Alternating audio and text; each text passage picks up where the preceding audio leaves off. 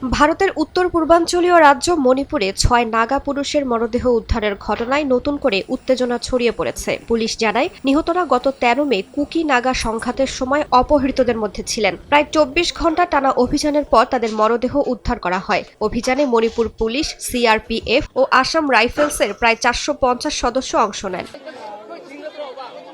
বুধবার মরদেহ উদ্ধারের খবর প্রকাশের পর বিভিন্ন এলাকায় বিক্ষোভ শুরু হয়। নাগা পিপলস ফ্রন্টের একটি কার্যালয়ে ভাঙচুরের ঘটনাও ঘটে বলে জানিয়েছে স্থানীয় গণমাধ্যম।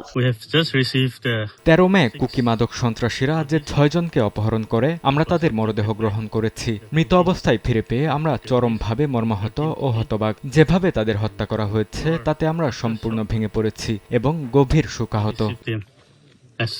১৩ মে কুকি ও নাগা সম্প্রদায়ের মধ্যে সংঘর্ষের সময় অন্তত ৪৮ জন বেসামরিক ব্যক্তি বিভিন্ন সশস্ত্র গোষ্ঠীর হাতে জিম্মি হন বলে অভিযোগ ওঠে। পরে ২৮ জনকে উদ্ধার বা মুক্ত করা হলেও কয়েকজনের কোনো খোঁজ পাওয়া যাচ্ছিল না। এর মধ্যেই ইউনাইটেড নাগা কাউন্সিল জানায়, একই সময়ে অপহৃত ১৪ জন কুকি জিম্মিকে নাগা গোষ্ঠীগুলো মুক্তি দিয়েছে।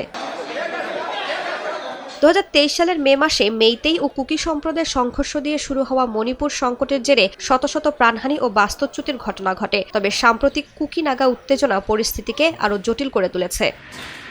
রাইসা জান্নাত, সময় সংবাদ।